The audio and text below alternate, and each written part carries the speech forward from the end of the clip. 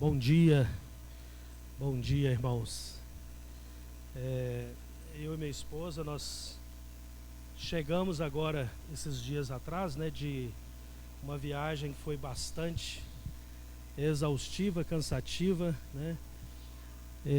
mas podemos dizer que até aqui nos ajudou o Senhor, Nós estivemos na Guiana Francesa, em São Jorge, e realizamos a segunda, na verdade nós realizamos a primeira e agora a segunda conferência missionária que aconteceu na Guiana Francesa, Foi um tempo muito precioso. De lá nós fomos para Cumarumã e para Cumenê. A viagem, ela, dependendo da condição do rio, você vai gastar de 8 a 10 horas de viagem. Então temos que levar 300 litros de gasolina na canoa só para ir para Cumarumã. E o risco é grande porque você carrega um barril de petróleo dentro da canoa, É muito combustível em containers de plástico, E uma frase que eu ouvi em Cumarumã que me chamou muita atenção. Eles disseram para mim que os antepassados deles foram parar na ilha de Uaçá, porque a ilha de Uaçá, que é onde nós estivemos, onde está Cumarumã e mais 10 aldeias, é a maior ilha do Brasil, chamada Uiaçá, e também a maior tribo indígena do Brasil, ou melhor, a maior aldeia está lá, naquela região, a aldeia de Cumarumã.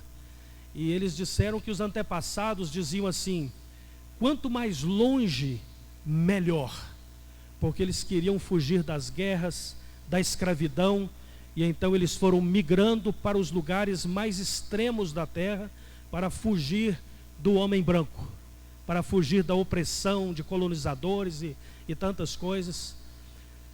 Mas infelizmente não conseguiram escapar daquele que está por trás de toda a opressão humana, que é o diabo. Então Cumarumã viveu opressões terríveis e o evangelho entrou primeiramente em Cumenê, que é a primeira aldeia que abriu as portas para o evangelho. De fato, o primeiro missionário que chegou naquelas aldeias há 50 anos atrás foi um missionário americano.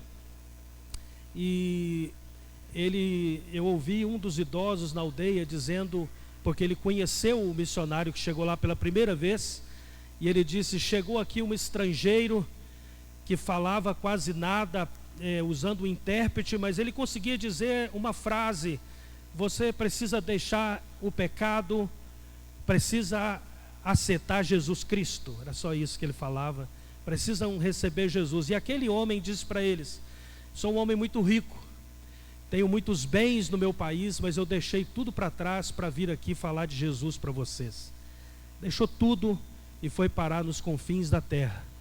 E, portanto, de fato, o primeiro contato de indígenas do Brasil com o evangelho não foi com a igreja brasileira, foi com missionários americanos que vieram. Essa é uma história e é um fato. A igreja chegou bem depois, mas há uns anos atrás, mais ou menos 10 anos atrás, Cumarumã não recebia o evangelho, eles não queriam o evangelho lá. Então houve uma possessão demoníaca em massa, onde centenas de jovens e adolescentes ficaram possessos por demônios simultaneamente. E foi um quadro tão terrível que as pessoas se mutilavam, mordiam e tiravam um pedaço do próprio corpo.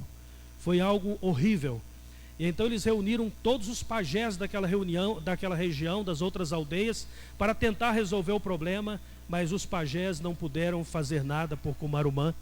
Então conheceram um homem temente a Deus, que era um servo de Jesus, um discípulo de Jesus, que tinha sido alcançado pelo evangelho, e o convidaram a ir lá fazer alguma coisa. E foi quando o evangelho entrou pela primeira vez em Cumarumã, e alguns pastores foram naquela localidade. Um dos dias, em um único dia, 300 pessoas aceitaram Jesus em Cumarumã. Pessoas foram libertas da opressão maligna, E só estou contando só um pouquinho daquilo que a gente viveu esses dias nesses lugares.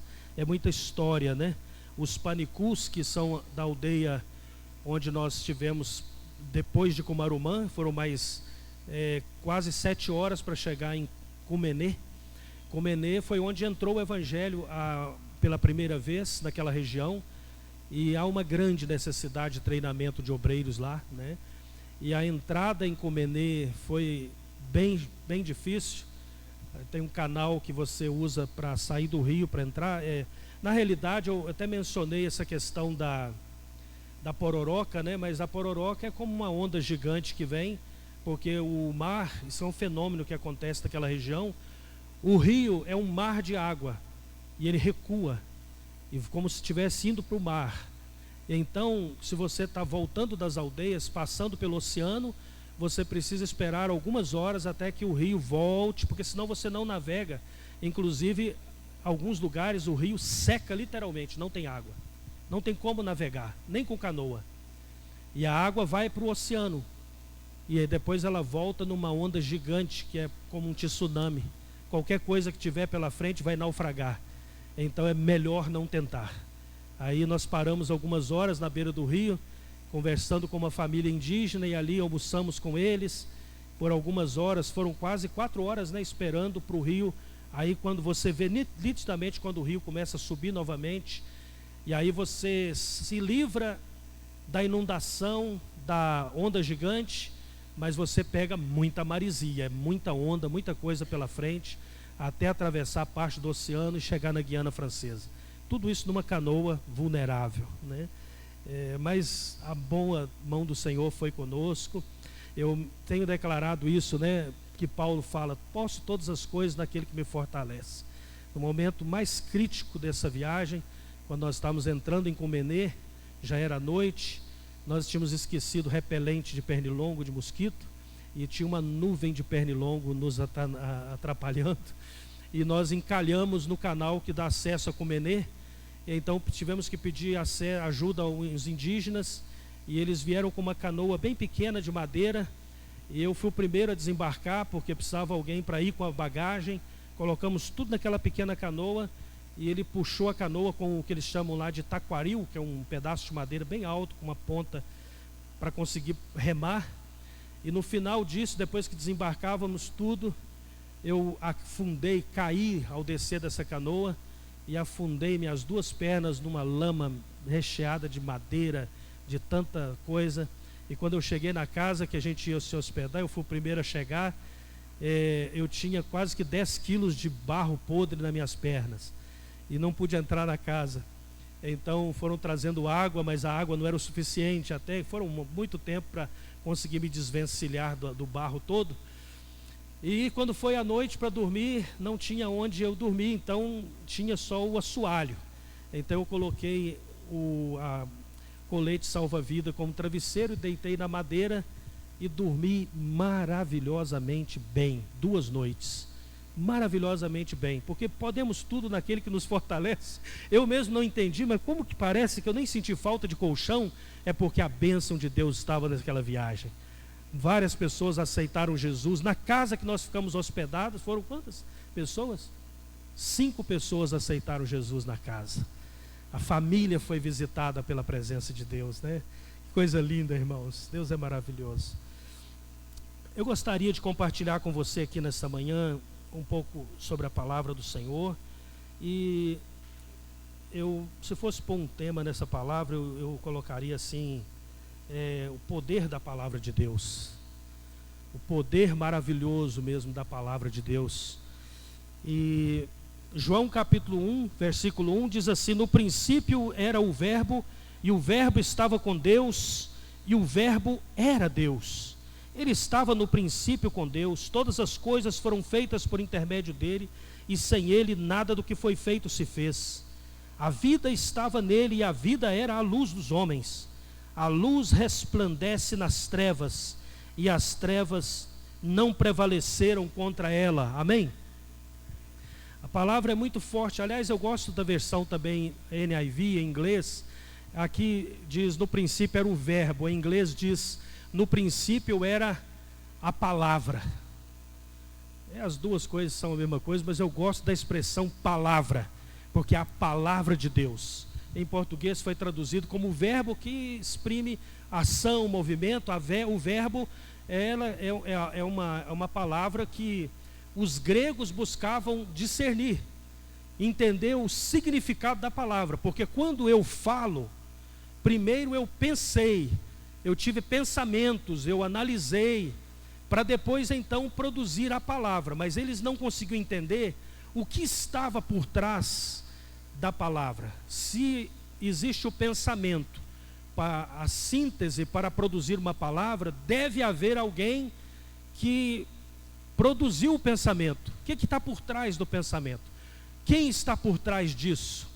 E aí João, escrevendo aos gregos, disse enhologos, que quer dizer, no princípio era a palavra. A palavra logos, que está no original, é a palavra mesmo. No princípio era a palavra, e a palavra estava com Deus e era Deus. Isso falando a respeito de Jesus Cristo, numa visão de que a personificada na palavra, porque Jesus era a personificação exata da natureza de Deus. E diz a palavra aqui que ele criou todas as coisas pela sua palavra. O universo e tudo que existe foi feito pela sua palavra. E não somente isso, mas a palavra de Deus diz lá em Hebreus diz assim que nesses últimos dias, Hebreus 1, 2 a 3, ele nos falou pelo Filho, a quem constituiu o herdeiro de todas as coisas e por quem também fez o universo. O Filho é o resplendor da glória de Deus e a representação exata do seu ser, sustentando todas as coisas pela sua palavra poderosa. Depois de ter purificado os pecados, ele assentou-se à direita da majestade no céu, falando de Jesus. Estão entendendo? Jesus é a expressão exata da natureza, do ser de Deus, e ele veio, andou aqui nessa terra, como João disse, vimos a sua glória como o unigênito Filho de Deus. E a palavra em Hebreus diz, ele sustenta ainda hoje todas as coisas. Preste atenção, no princípio era o verbo, significa não tinha mais nada, só tinha a palavra. A única coisa que existia no começo era uma coisa chamada a palavra poderosa de Deus. E Deus disse, haja luz, e houve luz. E quando Deus pronunciou a sua palavra poderosa, as coisas vieram a existir. Por isso Hebreus fala que é necessário que aqueles que se aproximam de Deus creiam que Ele existe e que é galardoador daqueles que o temem, porque sem fé é impossível agradar a Deus, porque o meu justo viverá pela fé, porque pela fé é que nós entendemos e que nós cremos que o mundo e tudo que existe foi criado por uma única coisa, chamada a palavra de Deus. É pela fé que nós cremos.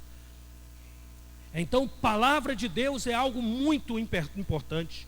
Por exemplo, Jesus, quando andava no seu ministério aqui na terra, por exemplo, quando ele está lá naquele momento em que ele manda Pedro lançar a rede. O que ele diz pela sua palavra? Lançai a rede. Não havia possibilidade de ter peixes de dia naquele lugar. Tinham pescado a noite toda e não haveria peixe. Mas sob a tua palavra lançaremos a rede. E as redes se rompiam, encheram-se de tanto peixe, que eles encheram os barcos e estavam a ponto de afundar. Porque a palavra de Deus é poderosa. Jesus está no barco com os seus discípulos, e a narração que eles fizeram, eles narraram o evento dizendo que Jesus estava dormindo na proa do barco. Na minha opinião, Jesus estava só despertando eles para entender o que é fé, porque eles estavam achando que Jesus estava despreocupadamente dormindo enquanto o barco estava afundando. E depois de tentar resolver toda aquela confusão toda, tentando manter-se flutuando, alguém foi lá dizer: mestre, acorda, não te importas que nós estamos todos aqui perecendo? Nós vamos morrer todos. E Jesus se levantou, olhou para o mar e para o vento, e ele disse: mar, vento, aquieta-te. E o mar se aquietou, porque a palavra de Deus controla todas as coisas. O equilíbrio do universo tal qual nós temos hoje, a ciência, se você for no Google, vai descobrir que o universo está se expandindo, eles dizem, está se expandindo. E aqui em Hebreus diz que Ele sustenta todas as coisas que Ele criou pela sua palavra. Seja expandindo ou como for, quem está sustentando todas as coisas pela sua palavra é Deus. A palavra de Deus está sustentando todo o universo. Eu me lembro um tempo atrás, o Dr. Carlos estava conversando aqui atrás, ele estava falando sobre a questão da gravidade. Nós somos criados para viver num sistema gravitacional. Isso significa que se tirar a gravidade, você morre em poucos minutos. A sua pressão arterial vai lá para cima. Sem gravidade, você morre em poucos minutos. Mas Deus criou a gravidade. E Ele sustenta a vida humana pela sua palavra. Então, de maneira que podemos afirmar categoricamente aqui hoje que estamos vivos somente por causa da palavra de Deus. O mundo existe por causa da palavra de Deus. Todas as coisas foram feitas por Ele, para Ele. Ou vieram dele, por Ele e para Ele. Então, o nosso problema muitas vezes não é crer na palavra de Deus. O nosso problema é que muitas vezes nós não usamos a palavra de Deus, muitas vezes nós não meditamos na palavra de Deus, e muitas vezes os pensamentos que ocorrem e que geram as nossas palavras são os pensamentos da nossa natureza humana, de medo, de incredulidade, de insegurança, de apatia, de desânimo, mesmo de cansaço. E eu quero desafiar você aqui nessa manhã, meu irmão, minha irmã, a começar a meditar na palavra de Deus, a ler a palavra de Deus.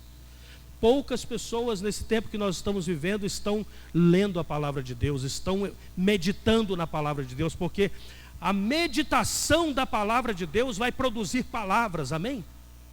Por isso o salmista, ele diz assim: que seja, Senhor, as palavras da minha boca e a meditação do meu coração sejam agradáveis a Ti, Senhor, minha rocha e meu resgatador, que está em Salmos 19, 14. Que a minha boca e a meditação do meu coração sejam agradáveis a Ti. Ou seja, não só as palavras da minha boca quando eu vou na igreja e digo, ó Senhor, eu te agradeço, mas também a meditação do seu coração, do meu coração, precisam ser agradáveis a Deus. Porque no que é que você está meditando a semana toda? Em que você está meditando, pensando, alucubrando, trazendo a análise da sua mente? Se você olhar o mundo com os sentimentos e pensamentos humanos que nós todos temos, pensamentos muitas vezes de desânimo, de apatia, de derrota, nós não vamos pôr em prática a palavra de Deus. Nós precisamos nos alimentar da palavra de Deus. E não vai funcionar você vir aqui na igreja um dia na semana e ouvir uma palavra. É como beber leite. Olha, todo mundo sabe que leite é a comida que foi processada na barriga de outra pessoa e você bebe. É ou não é? O leite de vaca é o alimento que foi processado na barriga da vaca e você bebe o leite. Então o leite é uma coisa que se dá para quem não tem comida para comer, ou para quem não produz comida. O leite é para quem não está comendo de fato, é para fazer a sobrevivência. Agora, a palavra de Deus fala muito sobre isso. Paulo fala, vocês não são mais crianças para viverem bebendo leite como crianças. Já é hora de comida sólida. Você precisa meditar na palavra de Deus, pensar na palavra de Deus, ler a palavra de Deus ao ponto em que você vai produzir um bife de primeira para você comer. Comida sólida, palavra sólida de Deus, de maneira que quando você enfrenta a vida com certeza absoluta que a palavra de Deus é a verdade. Uma das coisas, irmãos, que nós mais precisamos hoje é confiar em Deus, é ter fé. E a fé, ela é justamente o que diz em Hebreus, é a certeza de fatos que não se veem, convicção de coisas que ainda não existem. Ou seja, a fé, ela nos move a olhar para a vida na certeza de que já deu certo, porque a palavra de Deus é poderosa. Viver a palavra de Deus. Por exemplo, Abraão. A Bíblia diz que Abraão, ele creu contra a esperança, porque ele já era idoso. Sara também, humanamente falando, era impossível ter filho. Mas o anjo do Senhor apareceu e a promessa de Deus para ele foi: Sara dará à luz a um filho. E a Bíblia diz que Abraão o quê? Creu. Mas sabe quando Deus mudou o nome de Abrão, porque o nome de Abraão não era Abraão, era Abrão. E mudou o nome de Abraão, ou de Abrão, para Abraão, que significa pai de multidões. Como alguém seria pai de multidões se não tinha um único filho? Vocês estão entendendo? Alguém encontrou Abraão e perguntou qual o seu nome. Ele, Abraão, pai de multidões. Tem filho? Não, não tenho filho. Só tenho uma promessa. Sabe quanto tempo durou desde que Deus mudou o nome de Abraão até o nascimento de Isaac? 20 anos, 19 para 20 anos, praticamente 20 anos. Daqui 20 anos nasce Isaac, porque a palavra de Deus é fiel. Deus vela pela sua palavra para cumprir. Irmãos, a minha palavra, o que eu falo, tem peso, porque, por exemplo, eu posso dizer coisas positivas, né? E vai fazer bem para a minha alma.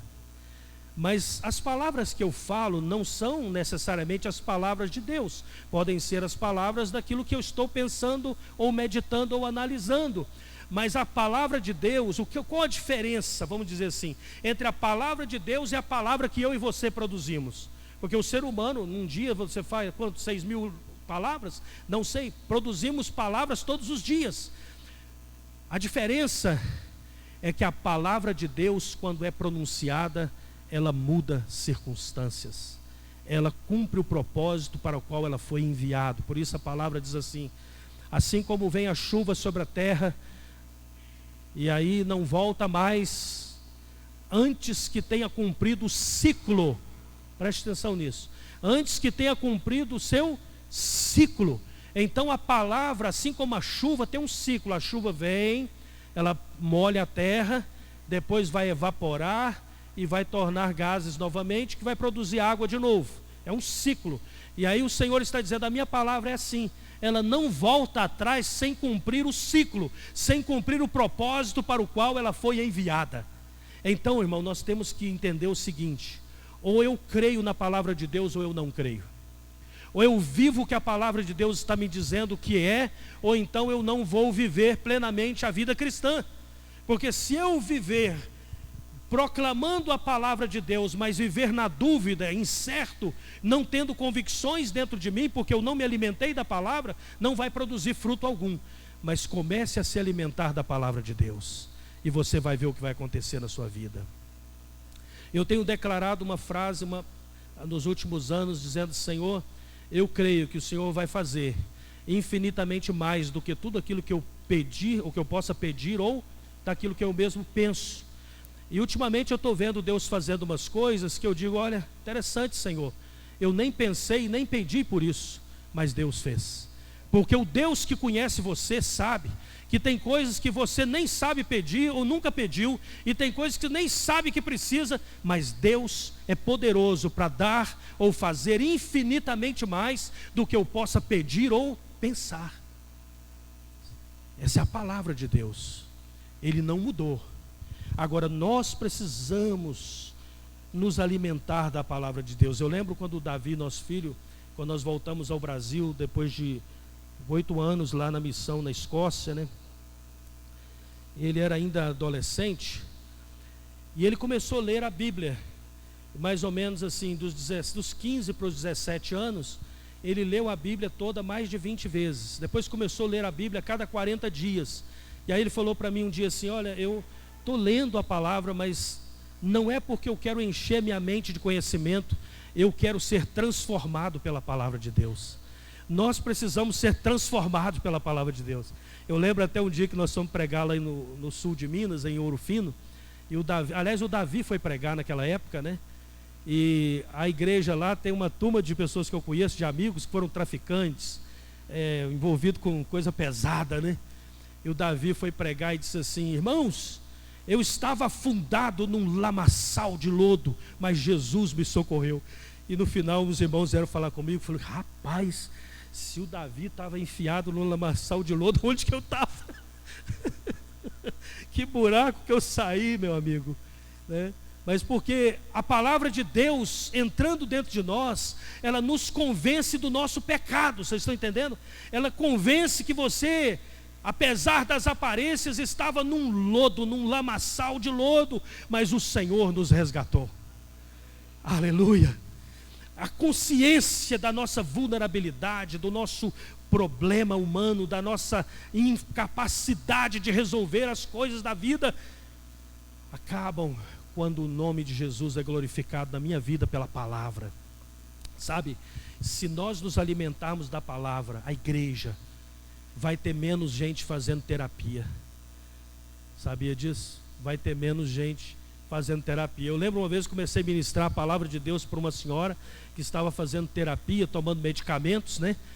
E aí comecei a ministrar a palavra de Deus na vida dela.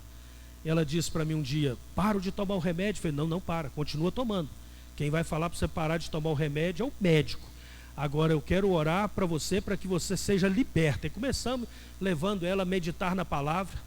Aí um dia o médico dela, que não era crente, falou para ela o seguinte: olha, acho que eu preciso que esse pastor faça uma oração para os meus outros clientes, porque ela parou de tomar remédio. Como eu falei, não está precisando mais de remédio. O que ela precisava era do poder da palavra de Deus. Porque muitas vezes o que nos leva à terapia, o que nos leva a procurar ajuda emocional, é porque dentro de nós temos muitas dúvidas, nós temos muitos pensamentos humanos. E mesmo quando às vezes eu estou ouvindo a palavra ou pronunciando uma palavra, às vezes no íntimo Deus sabe que eu estou pensando com muitas dúvidas. E eu vou dizer para você, o diabo é especialista em produzir dúvidas. Ele vai lançar dúvidas no seu coração. Ele vai tentar te agarrar pela dúvida, pelo medo de tantas coisas. Por exemplo, eu creio na ressurreição dos mortos. Eu creio que em Jesus nós todos vamos estar na presença de Deus, certo? Mas a maioria das pessoas tem muito medo da morte. Não é a maioria, todas as pessoas têm medo. Todas as pessoas têm medo do que não se vê, medo de perder, medo de uma coisa ou de outra, medo dos perigos que nós enfrentamos no dia a dia. Agora, se você entender a palavra de Deus, você vai entender que nada muda o curso da vontade de Deus na sua vida. Você pode viver na dependência de Deus e haja o que houver, você pode ter certeza: a minha vitória já foi conquistada na cruz. Eu lembro uma música que um cantor canadense gravou alguns anos atrás. Eu ouvi esse louvor muitas vezes. Ela diz assim: eu não sei o que está reservado no futuro. Eu não sei se aquela nuvem ali significa bênção ou tempestade, né? Você olha para as nuvens, pode ser bênção, mas pode ser inundação. Eu não sei se eu vou ter a chance de dizer adeus aos meus queridos quando eu partir. Mas uma coisa eu não tenho dúvida nenhuma: no final de tudo, eu vou conhecer a fidelidade de Deus. Depois de tudo, eu vou saber quem é o Deus que eu estou servindo, porque é nele que eu creio. A nossa esperança, a nossa confiança precisa estar em Deus, Criador do céu e da terra. E isso, irmãos, é fatal, é fundamental para a igreja, porque senão nós vamos esperar que, por exemplo, uma mudança de sistema político vai mudar a minha história. Sabe que Deus muitas vezes trabalha na contramão. Você pensa que Deus está indo rio acima, Ele está indo rio abaixo.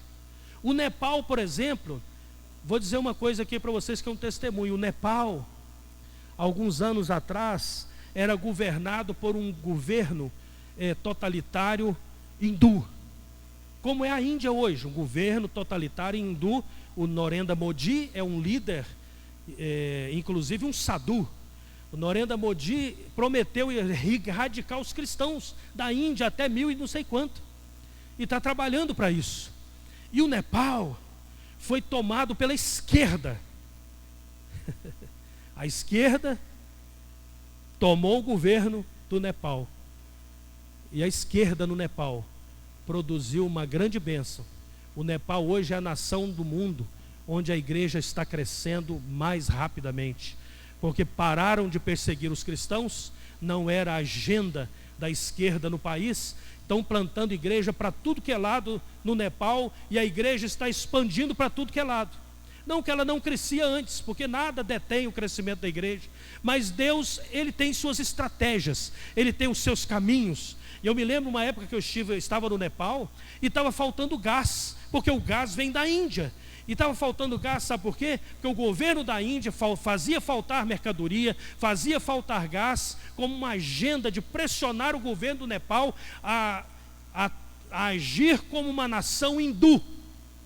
E o governo bateu o pé e não fez o que a Índia queria. Sofreram racionamento de gás, mas permaneceram no trono. E o fato é que a igreja cresce no Nepal.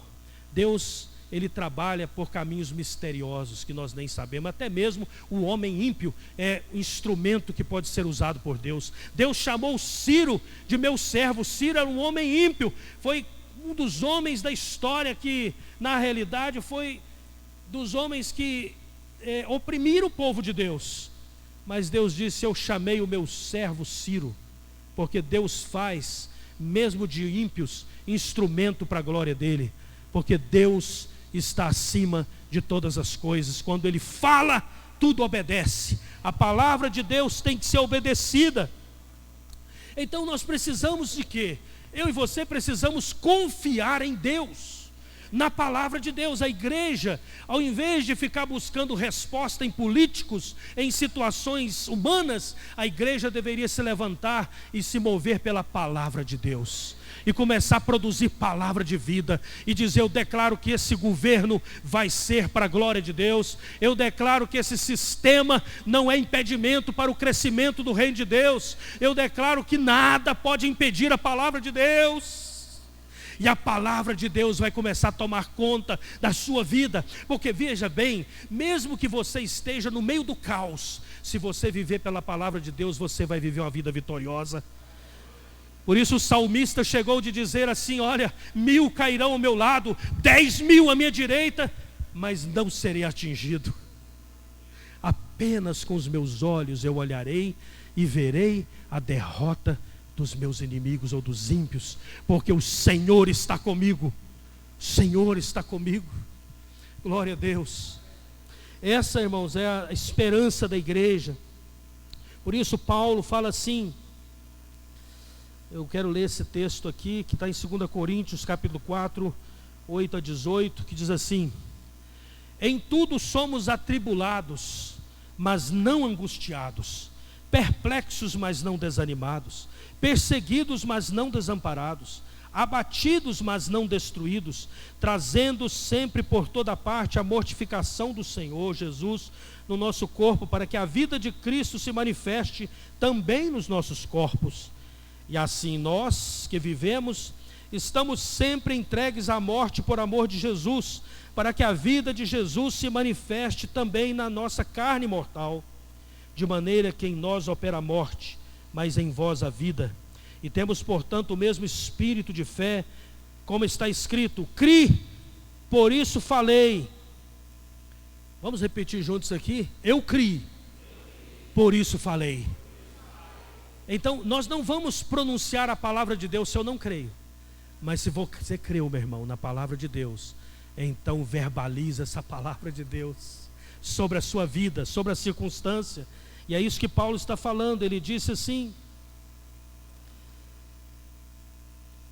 vou repetir: temos, portanto, o mesmo espírito de fé, como está escrito: eu criei, por isso falei. Nós cremos também, por isso também falamos. Sabemos que o que ressuscitou o Senhor Jesus nos ressuscitará também por Jesus e nos apresentará convosco, porque tudo isto é por amor de vós, para que a graça multiplicada por meio de muitos faça abundar ações de graças para a glória de Deus. Por isso não desfalecemos, mas ainda que o nosso homem exterior se corrompa, o interior contudo se renova dia a dia, porque a nossa leve e momentânea tribulação produz para nós um peso eterno de glória muito excelente, não atentando nós para as coisas que se veem, mas para o que não se vê, porque as que se veem são temporais, mas as que não se veem são eternas. 2 Coríntios 4, 8 a 18. Aleluia. Glória a Deus. Aleluia. Nós precisamos, vou falar uma coisa aqui mais prática agora, de uma maneira mais prática. Quando você vive lá na sua infância, na sua família, todos nós tínhamos regras. Para que servem as regras? Eu lembro quando eu gostava de estudar matemática, e matemática é cheio de regras, né? As regrinhas, e a regra ela existe para delinear alguma coisa. Aliás, a palavra vem do latim regula, né? Que significa regular ou tem a ver com regência também. Regular. A vida cristã precisa de alguns regulamentos. Eu vou dar um exemplo, por exemplo, na nossa vida familiar. Na vida familiar, quando você cresceu lá na sua casa, muito provavelmente você ouviu palavras como você precisa ouvir e obedecer. Alguém já ouviu isso? Ouvir e obedecer. Então eu preciso ouvir a palavra de Deus e obedecer. Essa regra se aplica para nós. Não interromper. Já ouviram isso? Não interrompa. A outra, não grite. Não fale gritando. Paciente, você precisa ser paciente, respeitador, ser verdadeiro. Dizer por favor, diga por favor, obrigado, com licença. Ser honesto, sempre dizer a verdade. Pedir desculpas e perdoar. Todos erramos. Dar uma segunda oportunidade. São coisas que são regras que às vezes os pais vão ensinando para os filhos, para você entender para onde você está indo. E na Bíblia também nós encontramos algumas regras, e eu vou só falar rapidamente ao encerrar sobre isso. Jesus, por exemplo, nos ensinou uma regra ouro no Sermão do Monte, quando ele disse em Mateus 7,12: tudo que vós quereis que os homens vos façam, fazei-o também vós a eles. Em outras palavras, você deve tratar as pessoas da maneira como você quer ser tratado. Então essa regra é muito importante, porque não é apenas que você vai viver a palavra de Deus, pronunciar a palavra de Deus, mas você vai viver como abençoador das pessoas. Você vai viver para servir as pessoas, porque eu quero que você ore por mim, então eu vou orar por você. É o princípio, vocês estão entendendo? Esse é um princípio. Eu quero que as pessoas me abençoem, então eu preciso ser um abençoador. Hoje às 2h da manhã, precisamente, eu estava falando com um rapaz que está se separando da família lá no Rio Grande do Sul por situações, conversando com ele, encorajando ele, orando com ele. Por quê? Porque eu preciso abençoar aquele rapaz. Durante muitos meses eu escrevi para eles: estou orando por você e sua família. Ele nunca disse nada, mas no dia que veio o problema, ele mandou uma mensagem de madrugada dizendo: estou separando e você que está orando por mim, a única pessoa que eu conheço. Então a única pessoa que ele conhece precisa ser alguém disposto a abençoar, alguém disposto a amar, a estender a mão e orar com aquela pessoa. Vocês estão entendendo? A encorajar aquela pessoa. Nós precisamos disso. E o que Jesus está dizendo assim, tem a ver com amar a Deus sobre todas as coisas e o próximo como a nós mesmos. Porque como que eu vou saber que eu estou amando Deus sobre todas as coisas e o próximo como a mim mesmo? Pela maneira como eu estou servindo os meus irmãos. Não tem como você dizer que ama a Deus se você não ama quem está perto de você.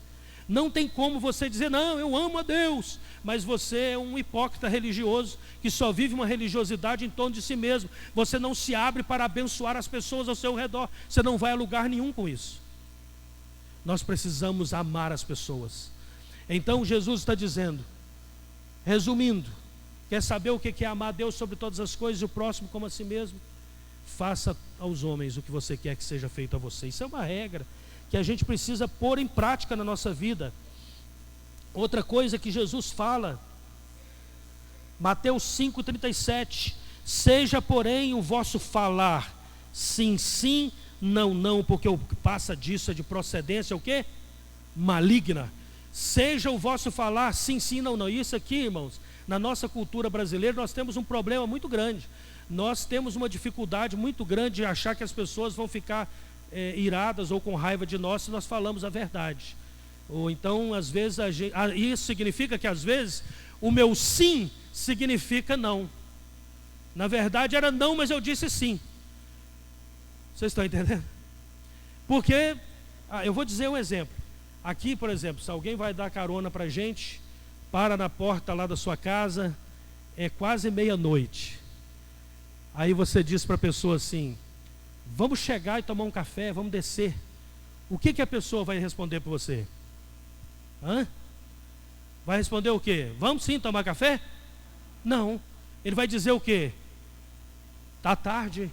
Porque ele sabe que você não quer dizer exatamente vem tomar café comigo agora. Ele entende, a gente entende que você só está dizendo, olha, qualquer dia desse, meu amigo, vem. Você é muito bem-vindo qualquer dia. Hoje não. Mas eu digo, vamos chegar? Não, hoje não. Eu já sei. Aí eu estava lá na Escócia, me deram carona, parou na parte da porta do prédio, o casal, era quase meia-noite, eu disse, vamos tomar um chá? Aí eles olharam o relógio, mas não podemos demorar. Aí eu pensei, aceitaram. Meu Deus, e agora? E aí, meu irmão, eu fiquei 2 horas segurando vela para eles tomarem chá, porque eles pensaram o seguinte: se um amigo me convida para tomar chá à meia-noite, é porque é muito importante para ele, então eu não posso dizer não para o meu amigo. Aí eu fiz isso uma outra vez, eu parei, porque da outra vez eu tinha que falar, irmão, está na hora de você ir para casa que eu tenho que dormir. Ué, é a cultura, entendeu? Então essa é uma das coisas sobre isso, né? E eu já estou encerrando. O outro versículo, que é 1 Coríntios 10, 31. Portanto, quer comais, quer bebais, ou façais outra qualquer coisa, fazei tudo para a glória de Deus. Amém? Preste atenção aqui. Não distraia não, preste atenção aqui. Portanto, quer comais ou quer bebais, ou façais outra qualquer coisa, fazei tudo para a glória de Deus. Comer e beber são as duas coisas mais básicas que a gente faz. Tá certo? As coisas mais básicas. Só um momentinho aqui. Das coisas mais básicas que a gente faz é comer e beber. Vou parar nos instrumentos só um pouquinho aqui, só um momentinho. As coisas mais básicas que a gente faz é comer e beber. Comer e beber. E a Bíblia está dizendo, faça isso para a glória de Deus. Faça isso para a glória de Deus. Outra coisa, o que mais que você pode pensar aqui? Trabalho para a glória de Deus. Aonde eu estou indo para a glória de Deus. O que eu estou fazendo não é porque eu busco reconhecimento. Nós estamos numa missão, por exemplo, ninguém me mandou ir para as aldeias. Ninguém disse, vai lá para a Amazônia. Eu não busco interesse pessoal, não tenho um nome a zelar ou a buscar para dizer, irmão, não, eu não tenho títulos, eu não procuro títulos, mas eu estou indo porque é para a glória de Deus, porque eu quero glorificar o nome de Deus. Não precisa ninguém me dizer o que eu devo fazer. Esses dias eu fui almoçar num restaurante aqui em Goiânia, não ia falar, mas só... aquele homem, ele é estrangeiro, vive aqui no Brasil, um chefe. E aí era na hora do almoço, aí eu pus a comida e ele veio e sentou na mesa do lado. O homem que tinha feito a comida. E ele começou a falar comigo e disse, minha esposa pediu a separação essa semana, estou muito angustiado, desculpa, estou desabafando. Eu disse, não há problema, eu não vim aqui para almoçar, eu vim aqui para fazer a vontade de Deus. Porque que Jesus falou? A minha comida é fazer a vontade daquele que me enviou. Falei, pode falar comigo. A comida esfriou, eu não comi, mas eu pude abençoar a vida daquele homem. E ele estava ouvindo a palavra de Deus, encorajamento. Não tente suicídio, não vai por esse caminho. Jesus é a resposta para você. Precisamos viver o nosso dia a dia para a glória de Deus, amados. Tudo que a gente faz, com quem a gente fala, né? E por último, tudo que vocês fizerem, façam de todo o coração como para o Senhor e não para os homens. Tudo que você for fazer, não faça para os homens, faça para Deus. Eu vou encerrar aqui. Por favor, medite na palavra de Deus. Eu estou falando isso aqui, são regras da palavra de Deus que está tudo aqui. Os ensinamentos de Jesus, quando ele diz, se te obrigar a andar 1 milha, anda 2. Se pedir a capa, dá a túnica. Jesus, porque pergunta, é justo alguém tomar alguma coisa de você? Não. Mas Jesus está ensinando os seus discípulos, que são filhos de Deus, que aquela pessoa que roubou, tirou de você, te mostrou o que é injustiça. Mas como você é filho de Deus, ninguém tira nada de você, porque você dá voluntariamente. Então, quando a pessoa tirou e você quis dar voluntariamente mais, você está dizendo para aquela pessoa: vou te ensinar o que é justiça. A justiça é que o meu Pai que está no céu, ninguém tira nada dele, ele dá voluntariamente. Ninguém pode roubar de Deus. Vocês estão entendendo? Então essa é a verdade, é o princípio. E a Bíblia está cheia de regras, ensinamentos que nos ajudam a viver a fé cristã. E nós precisamos pôr isso em prática. Amém, queridos? Que Deus abençoe você.